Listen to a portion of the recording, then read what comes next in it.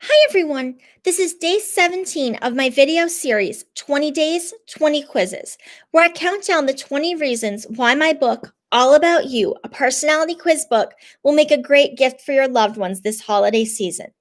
This book is aimed at preteens and teenagers, but adults can also enjoy it. Click on the link in the description below to purchase. The 17th quiz in this book is about your food preferences. Are you someone who likes almost anything, or are you more selective about what you eat? There can be a lot of pressure to eat foods that you don't like and to not be so picky. And so the purpose of this quiz is to validate selective eating. And I use the word selective because while I don't see anything wrong with being picky, the word picky can often have a negative connotation. So, this quiz does two things that most other quizzes about selective eating don't do. First, it validates selectiveness, whereas most picky eating quizzes assume that you don't want to come out being picky. And second, it doesn't try to define some foods as normal and other foods as weird.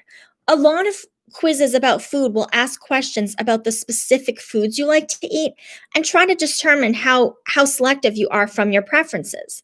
The trouble is that whether we consider a food to be basic or more adventurous is very culturally specific. What one person considers to be a new and interesting food might be a normal everyday food to someone else. This quiz doesn't ask questions like, would you rather have a peanut butter sandwich or vegetable curry for lunch? Rather, it asks questions like, if a friend invited you to stay for dinner, would you be thinking, yay, we get to spend more time together? Or would you be uncomfortable not knowing what was for dinner? In the results, you'll get suggestions on how to navigate the world if you're a more selective eater. When it comes to social settings, I let you know that it's okay to say no to foods that you don't want to eat. If you're concerned that you might not like the food at a gathering, you could eat before you go so that you won't be hungry, pack some healthy snacks, or you could bring a side dish to share so you know there will be something that you can eat there. If the reason you're getting pressured to be less selective when eating at home is that it's extra work to make something different for you, it might help to learn how to make some foods that you do like. If you're involved in the process, you can have more control over the ingredients. It's helpful to learn some simple meals you can make for yourself in case you don't like what the rest of the family is eating.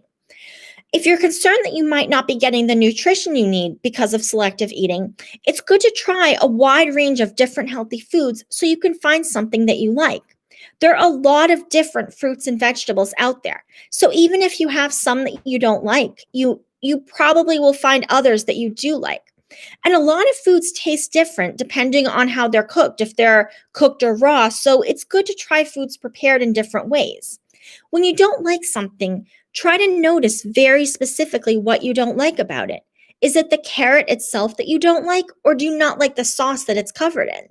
If you don't like the texture, say it's too soft and mushy, that can be solved by cooking the vegetable for less time. If you keep experimenting, you should be able to find healthy foods that you enjoy. The reason I wrote this quiz was because so many people I know have experienced so much pressure about food, and I wanted to help everyone feel better about themselves and not be ashamed of being more selective. When I was a kid, my friend's mom had taken a group of us to a fast food place, and some of us had asked for our sandwiches to be plain. When one of my friends mentioned that the food was taking a long time, her mom yelled at us that it was because we had ordered the sandwiches plain and they had to make them special. Her tone indicated that there was something wrong with us not liking the sandwiches the way they came. But luckily, I didn't internalize that. I just thought to myself that there was no reason why the sandwiches had to automatically come with pickles or mayonnaise or ketchup. They could just as easily have plain sandwiches be the default, and if you want condiments, you have to specifically ask for them. It isn't a problem with you if the default food happens to be something that you don't like. When I went to India several years ago, I really loved the food. We were visiting family and ate dinner at someone's house every night.